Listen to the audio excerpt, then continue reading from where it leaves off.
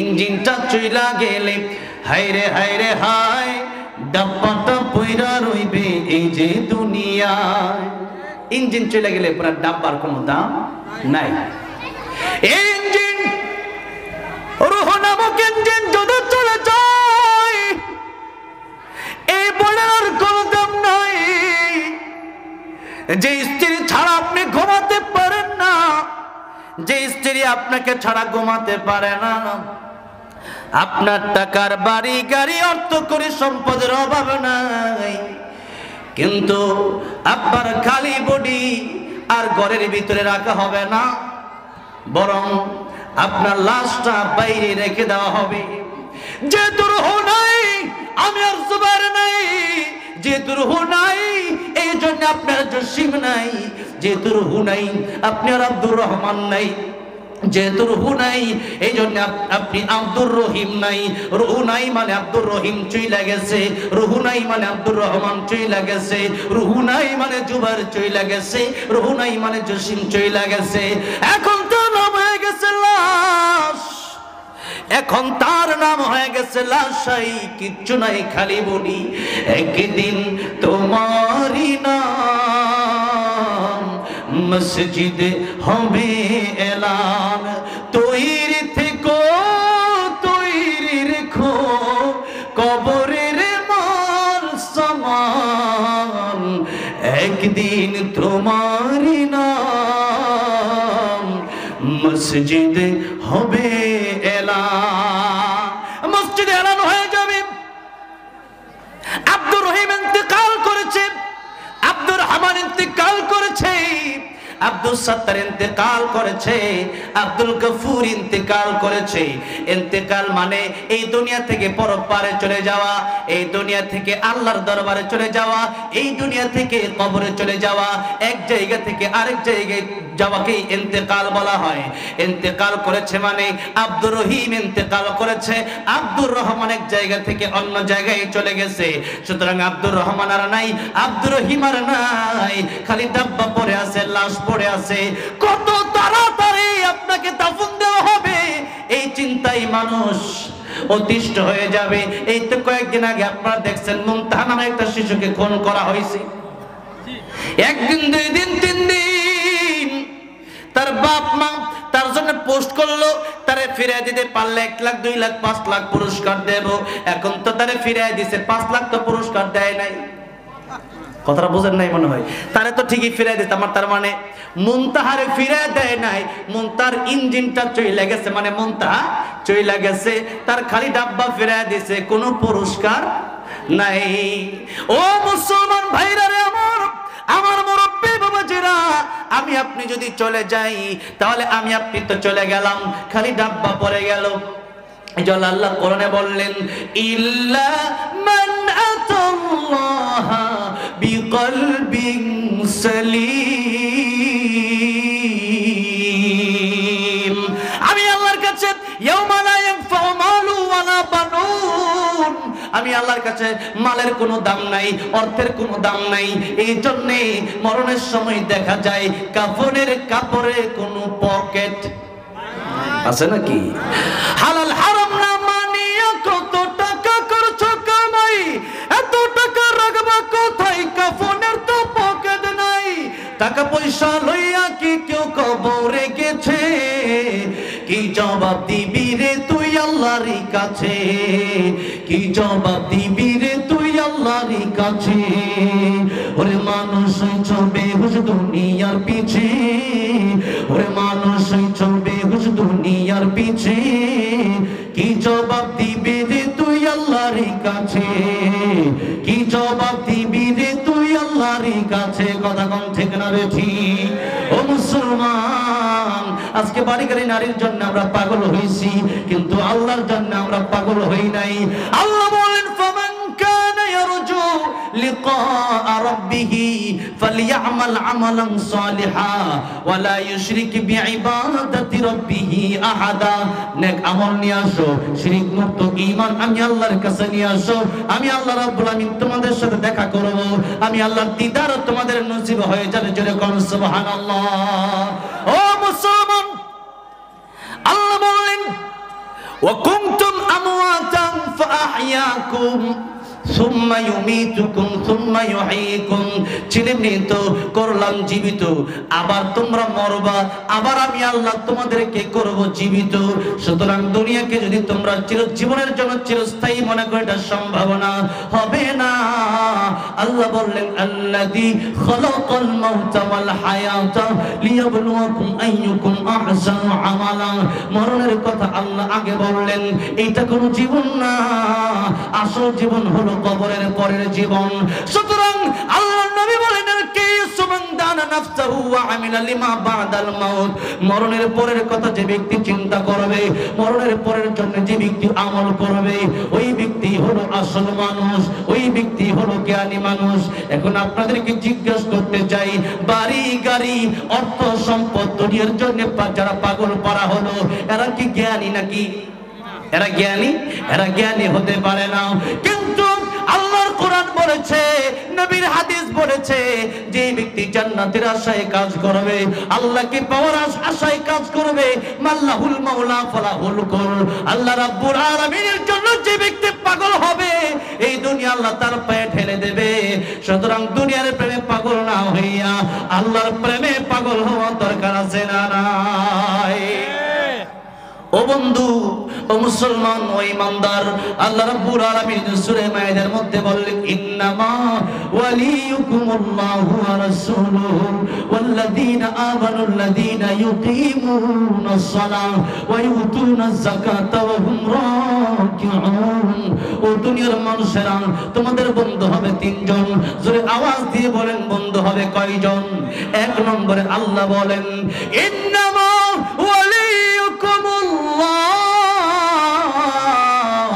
তোমার বন্ধু এক নম্বর হবে আমার আল্লাহ। চিৎকার দিয়ে বলে, এক নম্বর আমার বন্ধু হবে কে? আল্লাহ তুমি কত মহান, কত ভালো বন্ধু, প্রাণে তুমি, মনে তুমি, তুমি দয়ার সিন্ধু। আল্লাহু আকবার।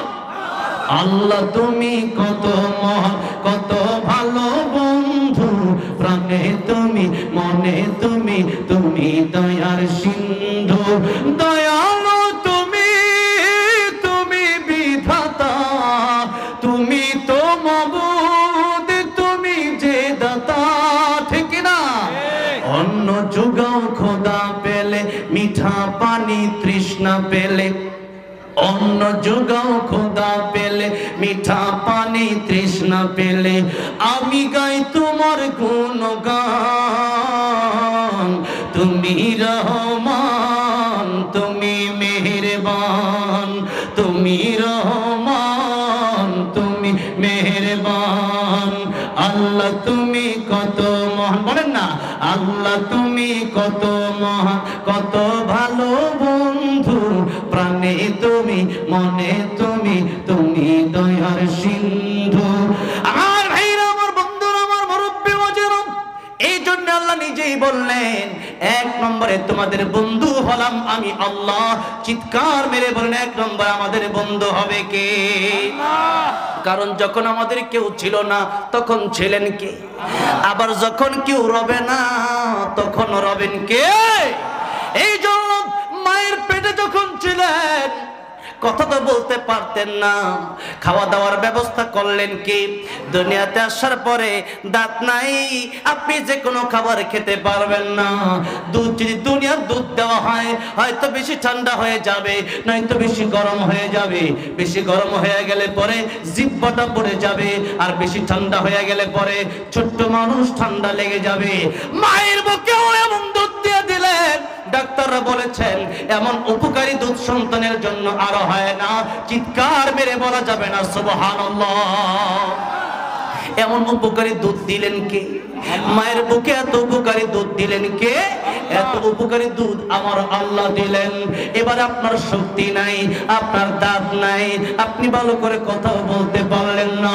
আল্লাহ রাব্বুল আলামিন বলেন, আর-রাহমানু আল্লামাল কুরআন খালাকাল ইনসান আল্লামাহুল বায়ান। রহমান তিনি, কোরআন শেখালেন যিনি, মানুষ বানালেন যিনি, আর কথা বলার শক্তি দিলেন কে? জোরে বলেন। এই কথা বলার শক্তি আমার আল্লাহ দিলেন। এই যে কয়েকদিন আগে আমার এক বন্ধু আলেম কাউসার আহমদ হাসানি ভাই, উনি একজন তার ভাইকে আমার কাছে নিয়ে আসলেন, বললেন ও আমার ভাই একদিন আলোচনা করত, হঠাৎ করে কি যেন হয়েছে গলে, এখন আর কোরআন শরীফের আউযুবিল্লাহ বিসমিল্লাহ পড়তে পারে না, কথা বলতে পারে না। বুবা মানুষ বুঝে কথা বলার যে কি দাম, এই যে কথা বলে মনের ভাব প্রকাশ করতে পারতেছেন, এই কথা বলার মতো বড় নিয়ামত যদি বলেন দিলেন কে? আল্লাহ দিলেন কথা বলার নিয়ামত, আল্লাহ দিলেন জিকির করার নিয়ামত, আল্লাহ দিলেন আল্লাহর কোরআন তেলাওয়াত করার নিয়ামত। এবার আল্লাহ নিজে বলছেন লাহুম কুলুবুন লা ইয়াফকাহুনা বিহা ওয়া লাহুম আ'য়ুনুন লা ইউবসিরুনা বিহা ওয়া লাহুম আযানুন লা ইয়াসমাউনা বিহা كالأنعام بل هم أضل أولئك هم الغافلون جزاكم الله أكبر আল্লাহ ডাক দিয়ে বললেন কলব দিলাম আমি আল্লাহর একটু চিন্তাও করে দেখলে না আফালা ইয়াতাদাব্বারুনাল কুরআন আমার কোরআন নিয়ে একটু গবেষণাও তুমি করলা না দুনিয়ার কত গবেষণা তুমি করলা দুনিয়ার কত চিন্তা ফিকির তুমি করলা একবার কি মনে পড়লো না এত সুন্দর করে আমারে বানালো কে 100 বছর আগেও তো আমি ছিলাম না 100 বছর পরেও তো আমি থাকবো আল্লাহ বললেন হাল আতা আলাল ইনসানি হিনুম মিনাদ দাহরি লাম ইয়াকুন শাইআম মাযকুরা ও বান্দারে বর্ণনা করার মতো তুমি কিছুই ছিলে না আমি আল্লাহ রাব্বুল আমিন তোমারে জিরো থেকে হিরো বানিয়ে দিলাম এখন কথা বলতে পারো এখন চলতে পারো এখন তুমি সব শুনতে পারো কিন্তু জবানটা দিয়া আমি আল্লাহকে যদি তুমি না ডাকো যদি তুমি তোমার পীর বাবারে ডাকো আমি আল্লাহরে না ডেকে তুমি যদি হিম হি জিকির করো আমি আল্লাহর না ডেকে তুমি যদি শুধু নেতার নাম জপতে থাকো বান্দারে আমি আল্লাহ সবচেয়ে বেশি কষ্ট পাই ও বান্দারে তোর বাপ তোরে জন্ম দিল এই জন্য যে তুই তোর বাপরে বাপ না ডেকে অন্য মানুষরে বাপ ডাকস আমি তোর বাপ তো কষ্ট পায় অথচ তোর বাবা তো তোর আসল সৃষ্টিকর্তা না আমি আল্লাহ তোর আসল সৃষ্টিকর্তা মারে মা না ডেকে মায়ের সামনে শাশুড়ি আম্মার বেশি বেশি আম্মা যদি আপনি বলেন মা কষ্ট পাওয়া যায় আমার পেট থেকে হইল 10 মাস 10 দিন ধরে আমি গর্ভে ধারণ করলাম 2 বছর দুধ পান করালাম এত কষ্ট যে সন্তানের জন্য করলাম এই সন্তানটা আজকে আমারে মা ডাকে না অন্য মানুষের বেশি বেশি মা আমার সামনে ডাকে ও বান্দারে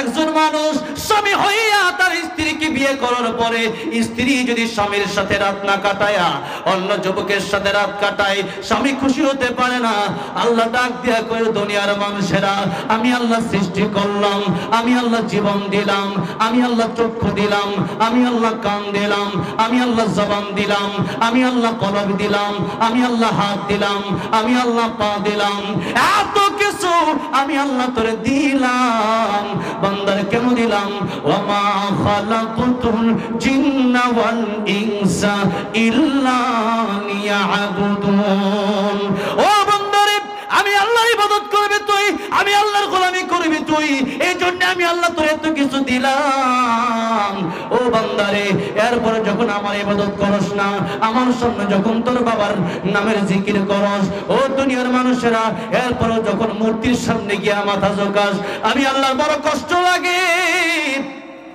এই জন্য আমি আল্লাহ ঘোষণা দিলাম যে ব্যক্তি শিরক করবে ফাকাদ হারামাল্লাহু আলাইহিল জান্নাহ ওয়া মাওয়াহুন নার আমি আল্লাহ কিয়ামতের ময়দানে তারে ক্ষমা করব না আমি আল্লাহ রাব্বুল আলামিন এত কিছু দেওয়ার পরেও যদি আমি আল্লাহরে ভালো না লাগে সূরা রহমান আল্লাহ ডাক দিয়া বললেন ইয়া মা'আশারাল জিন্নি ওয়াল ইনস ইন ইসতাতা'তুম আন তানফুযু মিন আকতারিস সামাওয়াতি ওয়াল আরদি ফানফুযু লা তানফুযুনা ইল্লা বিসুলতান ও দুনিয়ার মানুষেরা আমার হুকুম যদি ভালো না লাগে, আমি আল্লাহ সৃষ্টি করলাম, আমি আল্লাহ জীবন দিলাম, আমি আল্লাহ চলার ক্ষমতা দিলাম, আমি আল্লাহ কথা বলার ক্ষমতা দিলাম, এরপরও যদি আমার আইন ভালো না লাগে, আমার হুকুম যদি ভালো না লাগে, আমার আকাশ আমার জমিন ছেড়ে চলে যাও, আমার বাড়িতে থাকার কোনো অধিকার তোর নাই। বাবা আর মা মাঝে মধ্যে দেখবেন সন্তানদের বলে, অনেক সময় বাবার সাথে বেয়াদবি করলে বাবা রাগ করে সন্তানকে বের করে দেয় কি দেয় না? জোরে বলেন। অনেক সময় সন্তানকে রাগ করে বের করে দেয়, এরপরে সন্তান রাগ করে কয় ঠিক আছে, তোমার বাড়ি ছাড়া কি আমার আর কোনো বাড়ি নাই। তার এক বন্ধু আছে, তার বাড়িতে গেছে, একদিন, 2 দিন, 3 দিন, এরপরে বন্ধু ডাক দেয়, কিরে বাড়ি যাবি না? আর কতদিন তোরে বয়া খাওয়াম? জোরে কোন। এরপরে গেছে নানির বাড়ি, এখন বাবা এসে ডাক দেয়া কয়, তোর নানির বাড়ির আগে আমার শ্বশুর বাড়ি, আমার শ্বশুর বাড়ি না হইলে তোর নানির বাড়ি হইতো না। যেরকম এরপরে গেছে খালার বাড়ি, এরপরে কয় আমার ভাইরা না হইলে তো তোর খালু হইতো না। ছেলে যেখানে যায় বাপেও ওই জায়গায় যায়। এবার সন্তান কয় ঠিক আছে আর কি জায়গা নাই, এবার গেছে ফুফুর বাড়ি। ফিট চাইলো না আগাইলো? কিন্তু আগে এলো না পিছিয়ে গেল? কাছাইলো না আগাইলো না? এবার বাপেও গেছে ফুফুর বাড়ি, গে কি রে তোর ফুফুর বাড়ি? কয় আমার ফুফুর বাড়ি। তোমার বাড়ি তো না? আমার ফুফুর বাড়ি মানে আমার আগে আমার বোন, এরপরে তোর ফুফু। আমার বোন না হলে তোর ফুফু আবার কেমন হয়? যেরকম ঠিক না বেটি? এবার সন্তান বুঝতে পেরেছেন না, বাবা তো আমার জন্ম দিয়েছে, এই দুনিয়ার যেখানেই যাই না কেন বাবার মাধ্যমে আসলাম। আগে আমার বাপের আত্মীয়, পরে আমার আত্মীয়। আমার বাপের আত্মীয় নইলে আমার আত্মীয় হবে না। সুতরাং কোন জায়গায় গিয়ে লাভ নাই। বাবার পায়ে ধরছে, বাবা গো ক্ষমা করে দাও, আমি বুঝতে পারি নাই। ও বাবা, আগে তো তোমার আত্মীয়ের পরে আমার আত্মীয়, এবার বাবা তারে মাফ কইরা তারে কুলে নিয়া রাস্তা দিয়া যায়, একবার আইসক্রিম কিনা দেয়, একবার চিপস কিনা দেয়, একবার কপালে চুমা দেয়, একবার গালে চুমা দেয়, একবার ঠোঁটে চুমা দেয়। এখন আরো বেশি আদর করে না। আমার পোলাটা এখন বুঝতে পারছে। যখন ঠিক না বেটি? আল্লাহ ডাক দিয়ে বলেন, ও দুনিয়ার মানুষেরা, এই আকাশ থেকে নিয়ে জমিন পর্যন্ত এটা আমি আল্লাহর বাড়ি। এটা কার বাড়ি? এই যে মাটিকে আমরা হাত দিয়ে বানাইছি নাকি? কার জায়গাটা? কার জায়গাটা? তো আসলে আল্লাহর। কিন্তু দুনিয়া মানুষ কারাকারি করার কোনো শেষ নাই। কিছুদিন থাকবার পর আবার চলেই যেতে হবে। এই জায়গাটা আমার আল্লাহর, আকাশ আল্লাহর, জমিন আল্লাহর। আল্লাহ ডাক দিয়ে কয়, বান্দারে আমার হুকুম যদি ভালো না লাগে, আমার আমার আমার আইন যদি ভালো না লাগে, নামাজ যদি ভালো না লাগে, রোজা যদি ভালো না লাগে, কোরআন যদি ভালো না লাগে, তাহলে দুনিয়ায় আমার জমিনে থেকে আমার কোরআন তোমরা বন্ধ করতে পারবা না। আমার কোরআনের বিরুদ্ধে কোনো কথা বলা যাবে না। যারা এই কোরআনের বিরুদ্ধে কথা বলবে, বাংলার জমিন অন্তত তাদের জায়গা হবে না। জোরে বলেন ঠিক না বেঠে? এখন আপনি দিল্লি যেতে পারেন, আপনি মুম্বাই যেতে পারেন, আপনি লন্ডন যেতে পারেন, আপনি আমেরিকা যেতে পারেন, কিন্তু লন্ডন, আমেরিকা, দিল্লি, মুম্বাই কার? যেরকম কার? সুতরাং গোলামি চলবে কার? হুকুম চলবে কার? আল্লাহর হুকুম না মানতে পারলে আল্লাহ কবির হয়ে যাও। আবার আল্লাহ নিজেই বলতেছেন, ও বান্দারে, লা তানফুযুনা ইল্লা বিসুলতান। আমার আকাশ জমিন ছেড়ে বের হওয়ার মতো কোনো জায়গা তোমাদের নাই। জোরে কোন সুবহানাল্লাহ। সুতরাং বাবার কাছে সন্তান যেমন ফিরে আসে, আল্লাহ চাচ্ছেন, ও আমার বান্দারা, অনেক গুনাহ করছো, অনেক শিরিক করছো, অনেক বেদাত করছো, অনেক মুনাফিকি করছো, এখনো তোমাদেরকে সুযোগ দিলাম। ও বান্দারে, এখনো যদি বুঝতে পারো, ইল্লা মান তাবা ওয়া আমানা ওয়া আমিলা সালিহা ফাউলাইকা ইউবাদদিলুল্লাহু সাইয়্যাতিহিম হাসানাত। এখনো যদি বুঝতে পারো, এখনো যদি ফিরে আসতে পারো, সারা জীবন চুরি করেছো, ডাকাতি করেছো, জিনা করেছো, মদ পান করেছো, ব্যভিচার করেছো, অন্যায় করেছো, জুলুম করেছো, শিরক করেছো, বেদাত করেছো, নেফাকি করেছো, যাই করো কেন এখনো যদি ফিরে আসতে পারো, আমি আল্লাহ রহমান, আমি আল্লাহ রহিম, আমি আল্লাহ গফফার। ও বান্দারে, তওবার মতো তওবা করতে পারলে জীবনে যত গুনাহ করেছো সকল গুনাহ আমি আল্লাহ মুহূর্তের ভিতরেই মাফ করে দেব। শুধু মুহূর্তের ভিতরে মাফ করে দিব তাই না, আমি আল্লাহ প্রত্যেকটা গুনাহকে বদল করে নেকিতে রূপান্তরিত করে দিব। জোরে কোন সুবহানাল্লাহ। আল্লাহ তুমি দয়ার সাগর, রহমানুর রহিম, তোমার দয়ায় পূর্ণ আমার সারা নিশিদিন, তোমার দয়ায় পূর্ণ আমার সারা নিশিদিন।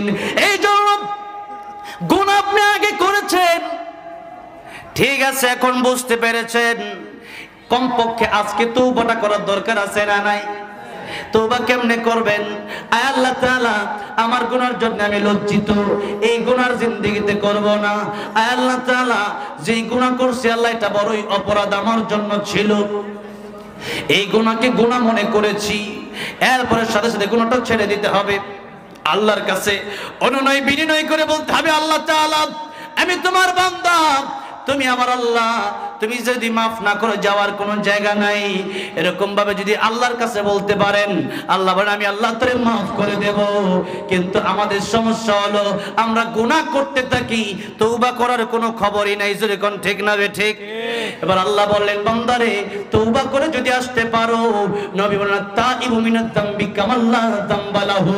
ও উম্মতেরা রে, তওবা যদি খালি তওবা করতে পারো, আমার আল্লাহ রাব্বুল আলামিন তোমারে কেমন বানায় দিবে। একটা মাসুম বাচ্চা, একটা নবগত বাচ্চা যখন এই পৃথিবীতে তার মায়ের পেট থেকে আগমন করলো, ওই বাচ্চার যেমন কোনো গুনাহ নাই, যে ব্যক্তি তওবার মতো তওবা করতে পারবে, আমার আল্লাহ রাব্বুল আলামিন তার জীবনেও কোনো গুনাহ রাখবে না, তার খাতা পরিষ্কার করে দিবেন, তার আমলনামায় আল্লাহ নেক দিয়ে ভরপুর করে দিবেন। নবী বলেন যেমন তার গুনাহ ছিল না। এখন তাহলে বলেন, আজকের মাহফিলে যেহেতু এসেছেন, আমার পরে প্রধান বক্তা আলোচনা করবেন, ওই প্রধান বক্তার সাথে দোয়া করে একেবারে শেষে আখিরি মুনাজাত করে তওবার মতো তওবা করে বাড়িতে যাওয়ার দরকার। জোরে কোন আছে না নাই? আজকে আমরা গুনার পর গুনাহ করি, এমন কি আমরা গুনাহ যে করতেছি গুনাহ মনে করি আমরা গুনাহ করি না, গুনাহকে আনন্দ মনে করি আমরা গুনাহ করি। জোরে কোন ঠিক না ঠিক? আমার ভাইরা, আমার মুরব্বি বাবাজিরা, আল্লাহ বললেন যদি বুঝতে পারো যে আমি গুনাহ করে ফেলছি তাহলে তওবা করো, কিন্তু তওবা যদি না করে কবরে আসো তাহলে কবিরা গুনার জন্য জাহান্নামের শাস্তি তোমাদের ভোগ করতে হবে, কেউ তোমাদেরকে রক্ষা করতে পারবে না। আল্লাহ রাব্বুল আলামিন বললেন, ও দুনিয়ার মানুষেরা, কাইফা তাকফুরুনা বিল্লাহ, আমি আল্লাহর সাথে তোমরা কিভাবে নাফরমানি করো, অথচ আমি আল্লাহ রাব্বুল আলামিন তোমাদেরকে সৃষ্টি করলাম, আমি আল্লাহ তোমাদেরকে বানালাম। এরপরে শুনেন, আল্লাহ রাব্বুল আলামিন বললেন ফাআহইয়াকুম সুম্মা ইউমিতুকুম, যেহেতু তোমাদেরকে জীবন দিলাম, এই যে যা করতেছো এর হিসাব কিন্তু আমি আল্লাহর কাছে তোমাদেরকে দিতে হবে। ফামান ইয়ামাল মিসকালা যাররাতিন খায়রান ইয়ারা ওয়া মান ইয়ামাল মিসকালা যাররাতিন শাররান ইয়ারা। আল্লাহ বললেন অল্প ভালো কাজ করলে এটাও তোমার হিসাব দিতে হবে, অল্প মন্দ কাজ করলে ওটাও তোমাদের হিসাব দিতে হবে। সুতরাং দুনিয়াতে যা করবা বুঝে শুনে করবা, কারণ এর হিসাব একদিন আমাকে দিতেই হবে। সুতরাং দুনিয়াতে যতদিন বেঁচে আছেন প্রত্যেকটা কদম ফেলতে হবে আমার মেপে মেপে হিসাব করে করে। একটা কদম যেন আল্লাহর নাফরমানের দিকে না যায়, একটা কদম যেন সুদের দিকে না যায়, একটা কদম যেন ঘুষের দিকে না যায়, একটা কদম যেন আল্লাহর বিপক্ষে না যায়। যত কদম আমার দিব প্রত্যেকটা কদম যেন আল্লাহর কোরআনের পক্ষে হয়। ও মুসলমান, ও ইমানদার ভাইরা, আমার মুরব্বি ওয়াজিরা, আজকে আমাদের বয়স তো কম হয় নাই, কিন্তু এখন আমরা কবরের কথা মনেই করতে পারলাম না। অথচ সূরা তাহায় আল্লাহ বললেন ইন্নাস সাআতা আতিয়াতুন আকাদু উখফিহা, মরণ তোমাদের ঠিকই আসবে। মরণ যে আসবে, এই মরণ কখন আসবে তা তোমাদের কারো জানা নাই। অন্য আয়াতের ভিতরে আল্লাহ রাব্বুল আলামিন বলছেন ইদা জাআ আজালুহুম লা ইয়াস্তাখিরুনা সাআতান ওয়া লা ইয়াস্তাকদিমুন। ও আমার বান্দারা, যখন মরণের সময় হয়ে যাবে সাথে সাথে মালাকুল মউত চলে আসবে। ও দুনিয়ার মানুষ, কেউ তখন মালাকুল মউত আজরাইলকে ফেরত আল্লাহ বললেন যখন সময় হয়ে যাবে, একটা সেকেন্ড আগেও হবে না, পরেও হবে না। সুতরাং মৃত্যুর প্রস্তুতি নেওয়ার জন্য আল্লাহ 24টা ঘন্টায় যেন আমরা মৃত্যুর প্রস্তুতি নিয়ে রাখি, এই জন্যই এই কথা বললেন। আল্লাহ বললেন আকাদু ফিহা, আমি আল্লাহ এটা গোপন করে রাখলাম। এখানে সাআ আসছে, ইন্নাস সাআতা আতিয়াতুন, নিশ্চয়ই কিয়ামত আসবে। সূরা তাহার এই আয়াতে আল্লাহ যে সাআ বললেন, এই সাআর অর্থ হচ্ছে কিয়ামত। কিন্তু নবীজির ব্যাখ্যায় বললেন কিয়ামত হবে দুই ভাবে, একটা হলো বড় কিয়ামত, আরেকটা হলো ছোট কিয়ামত, যার আরবি শব্দ হলো কিয়ামতে সুগরা আর কিয়ামতে কুবরা। কিয়ামতে কুবরা তো যেদিন ইসরাফিল আলাইহিস সালাম সিংহায় ফুৎকার দিবে, সেদিন বড় কিয়ামত হয়ে যাবে। আর নবীজি অন্য হাদিস শরীফের ভিতরে বললেন মান মাতা ফাকাদ কামাত কিয়ামাতুহু, ও দুনিয়ার মানুষেরা, যখন তোমার মরণ হবে তখন তোমার কিয়ামত শুরু হয়ে যাবে। মরণের সাথে সাথে যদি নাফরমান হয় আযাব শুরু হয়ে যাবে। একটা মানুষের জীবন্ত মানুষের চামড়া টেনে টেনে গোশতের সাথে চামড়া যদি টেনে ছিঁড়া হয় তাহলে যতটা বেশি কষ্ট হয়, এর চাইতে বেশি কষ্ট হবে মৃত্যুর সময়। শুরু হয়ে যাবে আযাব আর গজব। কবরে যাওয়ার পর নবী বলেন আল কবরু রাউযাতুম মির রিয়াজিল জান্নাহ আও হুফরাতুম মিন হুফারিন নার। কবরে যাওয়ার পরে হয়তো কবরটা তোমাদের জন্য জান্নাতের বাগান হবে, নয়তো কবরটা তোমাদের জন্য জাহান্নামের গর্ত হয়ে যাবে। ও মুসলমান, এই জন্য মৃত্যুর আগে, মালাকুল মউত আসার আগে আল্লাহ আরো অনেক ফেরেশতা পাঠায়। যদি ভালো মানুষ হয় রহমতের ফেরেশতা তার কাছে আসে, আর যদি খারাপ মানুষ হয় গজবের ফেরেশতা তার কাছে আসে। রহমতের ফেরেশতারা এসে বলে, ও আল্লাহর বান্দারে, দুনিয়াতে কষ্ট করেছো, ভালো ঘর ছিল না, ভালো কাপড় ছিল না, দুনিয়াতে কষ্ট করেছো, আর কষ্ট করতে হবে না, আর কষ্ট নাই, এখন থেকে শান্তি শুরু হয়ে যাবে। ইয়া আইয়াতুহান নাফসুল মুতমাইন্নাহ ইরজিই ইলা রাব্বিকা রাদিয়াতাম মারদিয়া ফাদখুলি ফি ইবাদি ওয়াদখুলি জান্নাতি। ও প্রশান্ত মন, আল্লাহর দিকে চলে আসো। কোন অবস্থায় রাদিয়াতাম মারদিয়া, আমার আল্লাহ খুশি তোমার প্রতি, তুমি আল্লাহর প্রতি খুশি। সুতরাং চলে আসো, আল্লাহর প্রিয় বান্দাদের অন্তর্ভুক্ত হও, আর আল্লাহর তুই জান্নাতের ভিতরে তুমি প্রবেশ করো। যেরকম সুবহানাল্লাহ। আল্লাহ গো, মৃত্যুর আগে এরকম রহমতের ফেরেশতা তুমি আমাদের কাছে পাঠায়ো, যেরকম আমিন। আর যদি আল্লাহ নাফরমানি করেন, কাইফা তাকফুরুনা বিল্লাহ, যদি আল্লাহর সাথে নাফরমানি করেন আযাব তখনই শুরু হয়ে যাবে। গজবের ফেরেশতা আসবে আর জাহান্নাম আর জান্নাত দুইটাই ধরবে। ও আল্লাহর নাফরমান বান্দা, দেখ জান্নাতে কত নিয়ামত ছিল, কিন্তু তুই নিয়ামত নিতে পারলি না। দুনিয়ার সাধারণ 2-4 টাকার জন্য কত দৌড়ালি, কিন্তু 24টা ঘন্টা গেল, 23 ঘন্টা দুনিয়ার জন্য দিলেও 1টা ঘন্টা আল্লাহর জন্য দিতি। 1টা ঘন্টা আল্লাহর জন্য দেওয়ার সময় কি তোর হলো না?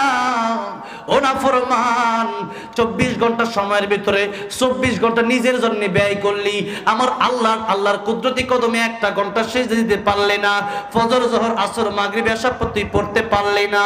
ও নাফরমান, এই জান্নাত তোর জন্য না, জাহান্নাম তোর জন্য অবধারিত হয়ে গেছে, তখনই আযাব শুরু হয়ে যাবে। আর ভাইরা আমার, মুরব্বি ওয়াজিরা, গজবের ফেরেশতারা আর মালাকুল মউত যখন আসবে, যখন দেখবে তার সুরত একদিকে, তার মাথা আকাশে, তার পা যখন দেখবে জমিনে, অগ্নিলক্ষা চক্ষু গরম হয়ে তার দিকে তাকাবে, এই তাকানোটাই তার জন্য গজব হয়ে যাবে। আর যদি ভালো মানুষ হয়, সুন্দর করে এমন ভাবে তার সামনে আসবে, দেখলেই বড় মায়া লাগবে, দেখলেই বড় ভালো লাগবে। ও মুসলমান, আল্লাহ বললেন সুম্মা ইউমীতুকুম, আবারও কিন্তু মরণ হবে, আবারও কিন্তু মরণ হবে। আর এই মরণটার জন্য আলাদা কোনো বয়সের প্রয়োজন নাই। আগে আসে দাদা, পরে আসে বাবা, পরে আসে সন্তান নাতি, কিন্তু যাওয়ার বেলা এরকম কোনো সিরিয়াল নাই। দাদার কাছে নাতির লাশ, দাদার হাতে নাতির লাশ থাকে কি থাকে না? দাদা নাতির লাশ কবরে নামায় কি নামায় না? না না, নাতির লাশ কবরে নামায় কি নামায় না? বাবা সন্তানের লাশ কবরে নামায় কি নামায় না? ও মুসলমান, আল্লাহ বললেন 24টা ঘন্টা মৃত্যুর জন্য তুমি রেডি থাকো।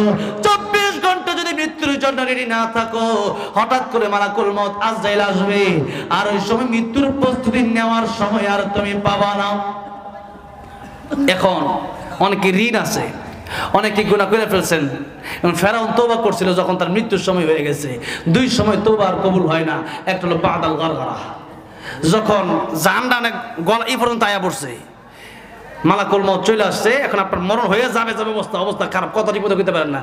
এখন আল্লাহ তওবা করলাম, এখন আর এই তওবা কবুল হবে না। আল্লাহ বলেন এতদিন তুই কোথায় ছিলি? ফেরাউন বলছিল আনা মিনাল মুসলিমিন, আমি মুসলমান। কিন্তু আল্লাহ বলেন না, আল আন, এখন আর হবে না। 50 বছর দিলাম, হ্যাঁ 60 বছর দিলাম, এখন আর হবে না। হুজুর কই আসতেছে? হুজুর প্রধান বক্তা আসতেছে, তার আগে আপনার কাছে অনেকেই কিছু একটু হাদিয়া দিতে চাইছে, এটা নিয়ে নেন। আচ্ছা ঠিক আছে, বলতে তার কাছে দিব আমরা। মাদ্রাসা মসজিদ হেফজখানা 3টা প্রতিষ্ঠান এখানে, 3টার জন্য দাখিল, হ্যাঁ দাখিল মাদ্রাসা হেফজখানা মসজিদ। আমার ভাইরা, আমার মুরব্বী বাবাজিরা, তাহলে মৃত্যু কার কখন আসে আমরা জানি? গাড়ি যাইতেছি, অ্যাক্সিডেন্ট হয়ে মরে যেতে পারি। ঘুমায় রইছি, ঘুমের সময় মরণ হতে পারে কি পারে না? রাস্তা দিয়ে হেঁটে যাচ্ছেন, দেখাই দিল ফার্মাসি, মরে যেতে পারেন।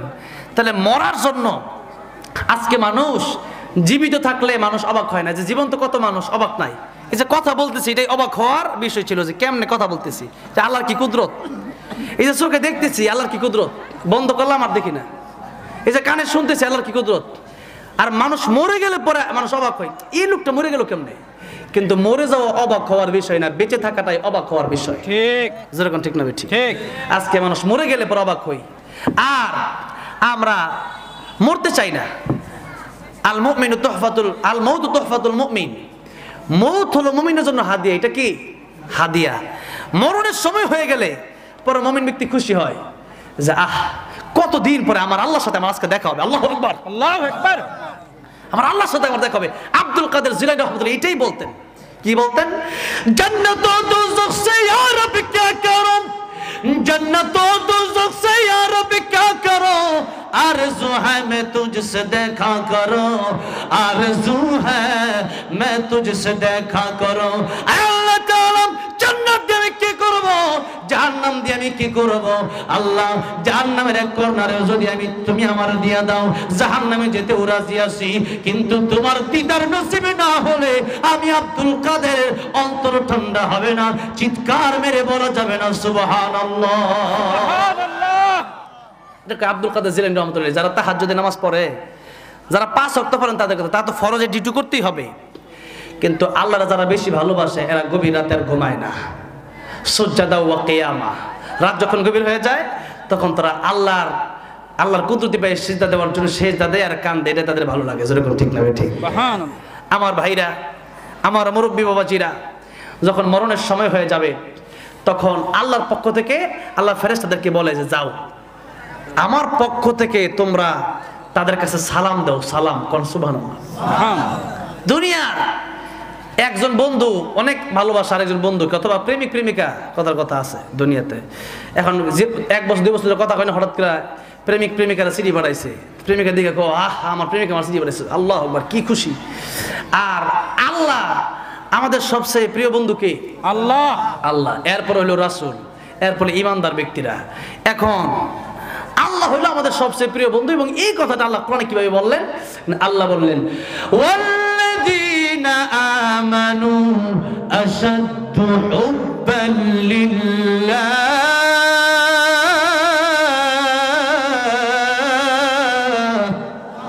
ইমানদারের সবচেয়ে প্রিয় বন্ধু আমি আল্লাহ। যখন কে? আল্লাহ।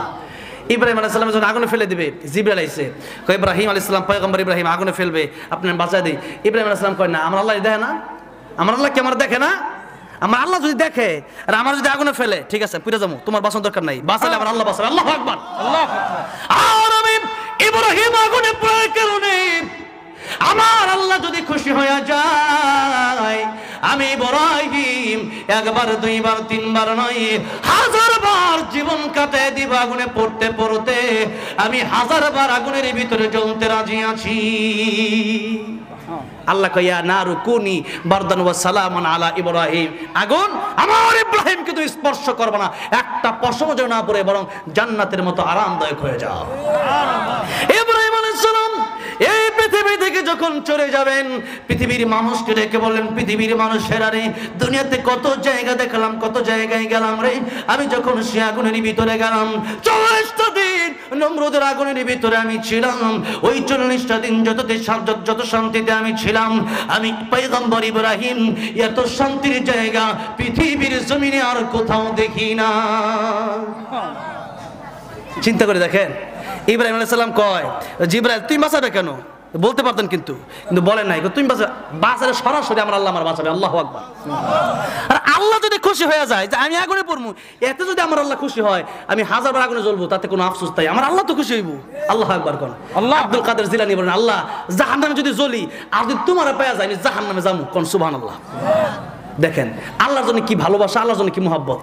আর আমাদের অন্তরে মাদ্রাসা মসজিদ আল্লাহর জন্য, আল্লাহ কয় মাংদাল্লাযী ইউকরিদুল্লাহ করদান হাসানা, কে আছো যে আমারে তোমরা ঋণ দিবা? শুনবেন একটু কথা বলবো, একটু যে কষ্ট হইতেছে আপনাদের, কথা ছিল 10টা পর্যন্ত, 10টা 17 পর্যন্ত, এই জায়গায় সবচেয়ে বেশি আলোচনা করি, আর বাংলাদেশে কোথাও করি না। 1 ঘন্টা টাইম দেওয়া আছে ফরমে।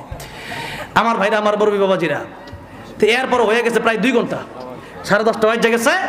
এখন প্রধান বক্তা আসবে, তার আগে অল্প কিছু কথা আমি বলে দিই। তো মাদ্রাসা মসজিদের ব্যাপারে একটা দায়িত্ব আমার দেওয়া হয়েছে। এই আয়াত যখন নাযিল হলো সূরা হাদিদে, একটা ইহুদি, কতক্ষণ আমি 10:30 পরে কিন্তু করব না, শুধু একটু আপনি 10:30 লাস্টে, এত আমি আলোচনা করি না, পারি না আমি, আর কোলা না আমার। আমার ভাইরা, মুরব্বি বাবাজিরা, দেখেন আচ্ছা গজল শুনবে, শোনাবো নি আগে যাবে বলছি, আর মাত্র 10 মিনিট পরে আমি শেষ করে দেব। আমার ভাইরা, আমার মুরব্বি বাবাজিরা, দেখেন আল্লাহ যখন কোন আয়াত নাযিল করলেন, মাংদাল্লাযী ইউকরিদুল্লাহ করদান হাসানা, আল্লাহ বলেন কে আছে যা আমার ঋণ দিবা? আচ্ছা এখন আপনারা বলেন, আল্লাহর কি ঋণের দরকার আছে? আঙ্গনা ঋণের দরকার আছে, যেরকম ঠিক না বে ঠিক। এই আয়াত নাজিল হওয়ার পরে এক ইহুদি আবু বকর সিদ্দিক রাদিয়াল্লাহু আনহুর সামনে এই কথা বলল যে দেখ, এতদিন ভাবছিলাম মুহাম্মদ ফকির, নাউজুবিল্লাহ কোন, এখন দেখি তার আল্লাহ ফকির, নাউজুবিল্লাহ জোরে বলবেন না, এখন দেখি তার আল্লাহ ফকির। ও কেলিগা কো দেখ, আল্লাহ নাকি কোরআনে আয়াত নাযিল করছে, মাংদাল্লাযী ইউকরিদুল্লাহ করদান হাসানা, কে আছো যে আল্লাহর ঋণ দিবা?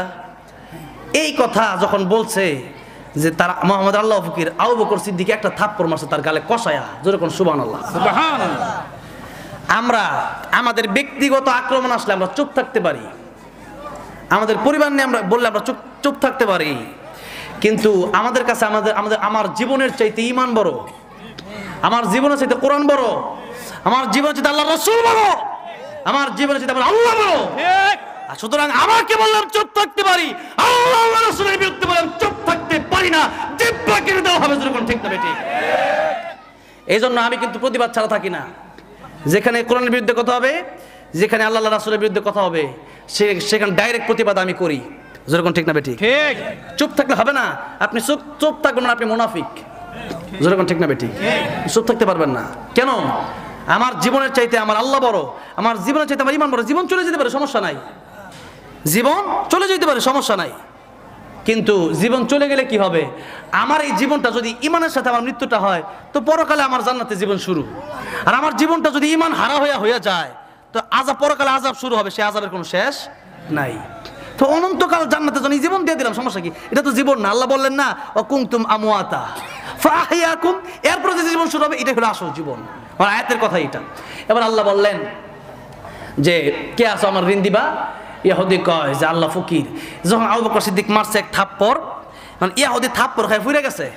ইমানের শক্তির শর্ত বোঝেনি এটা।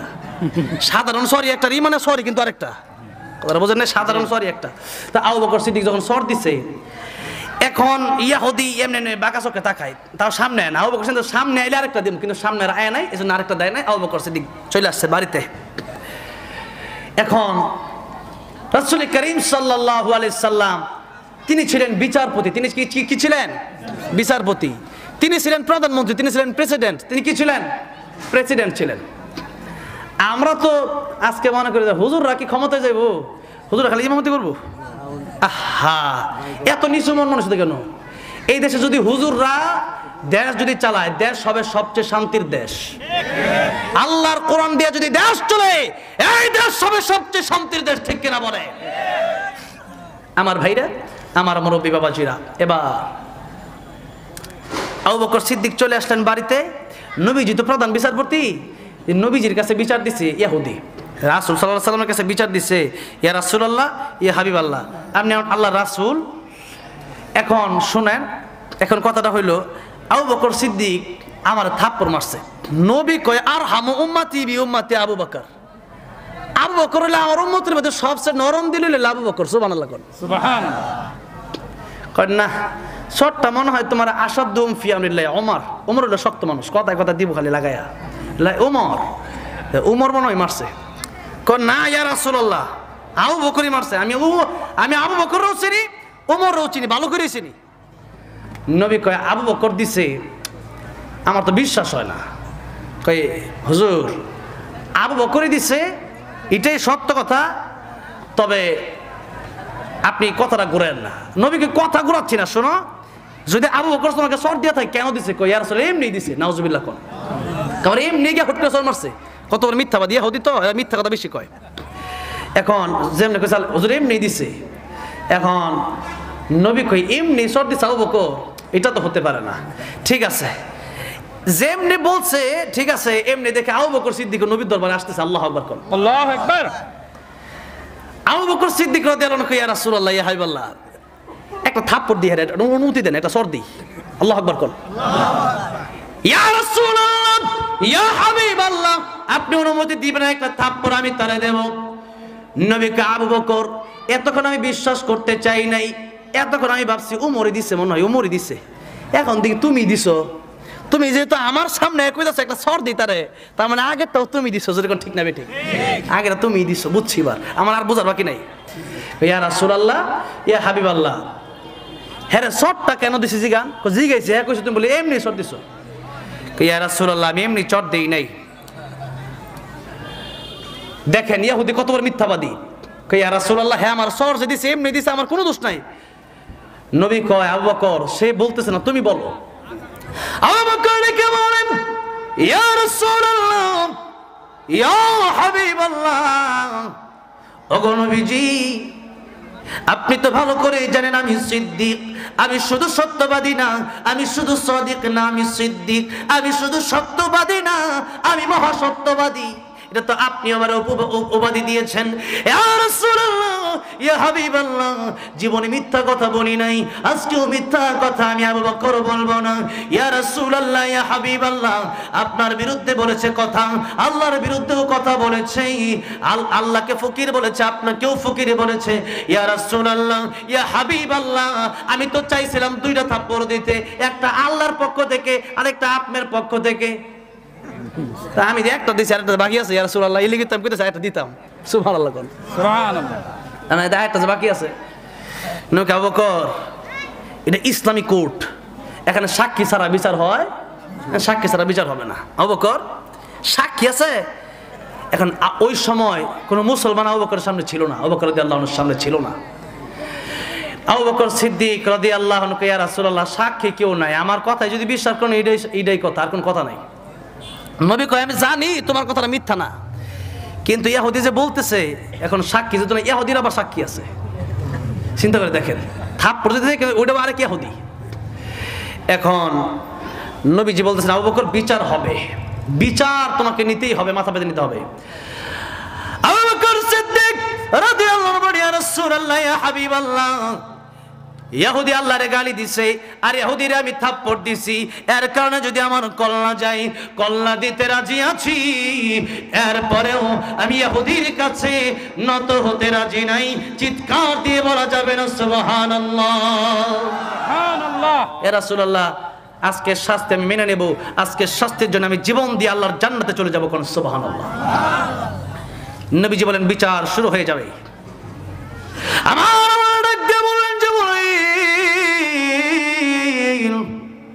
যাও আমার বন্ধুর কাছে যাও, গিয়ে বলো আমার আবু বকরের কথা, আমার আবু বকরের সাক্ষী দুনিয়ার কোনো মানুষ না থাকলেও আমি আল্লাহ নিজেই আবু বকরের সাক্ষী হয়ে গেলাম।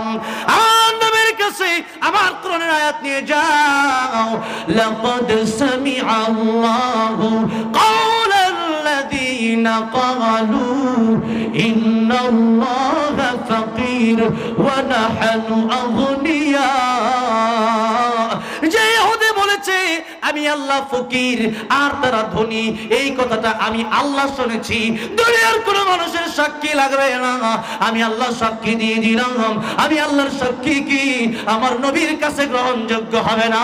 চিৎকার মেরে বলা যাবে না সুবহানাল্লাহ। সাক্ষী হলেন কে? আল্লাহ। আর সাক্ষী দরকার আছে? আর সাক্ষী দরকার নাই। এবার যেই মাত্র আয়াত নাজিল হয়ে গেছে, আমার নবীকে কি রে ইহুদি, আমার আল্লাহ তো আয়াত নাজিল করছে আবু বকরের পক্ষে, যেরকম সুবহানাল্লাহ। ইহুদি কইরা তো আমি বুঝি নাই, এই ঘটনা যে আয়াত নাজিল হয়ে যাবে এটা তো বুঝি নাই, যেরকম আল্লাহু আকবার। আমার ভাইয়ের, আমার বন্ধুগণ, আমার মুরব্বি, যে কথাটা বলার উদ্দেশ্য হলো যে এই আয়াত যখন আল্লাহ নাজিল করলেন, আল্লাহ বলেন মানদাল্লাযী ইউকরিদুল্লাহ করদান হাসানা, যে আমারকে ঋণ দিবা মানে আমারকে করজ দিবা মানে কি, যে আমার রাস্তায় কে দান করবা, যেই ব্যক্তি আমার রাস্তায় দান করবা আমি আল্লাহ তারে কত কত ডবল দেব সে নিজে চিন্তাও করে দেখতে পারবে না। সুবহানাল্লাহ, সে চিন্তাও করতে পারবে না। আমার ভাইরা, আমার মুরব্বী বাবাজিরা, আজকের এই মাহফিলটা মাদ্রাসা, মসজিদ, হাফিজিয়া মাদ্রাসা, দাখিল মাদ্রাসা সবগুলো এখানে একত্রিত আলহামদুলিল্লাহ।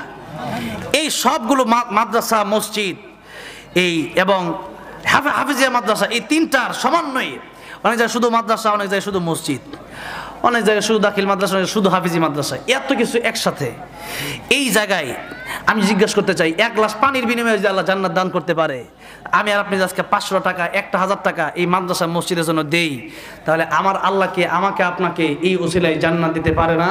দিতে পারে। অনেক মানুষ কয় যে 1000 টাকা জানা যাবো, আরে আপনি জানেন কেমনে? আমার আল্লাহ এক একটা ছোট্ট ছোট্ট বিষয় দেখে কিয়ামতের ময়দানে মানুষকে জান্নাতের মেহমান বানায় দিবে।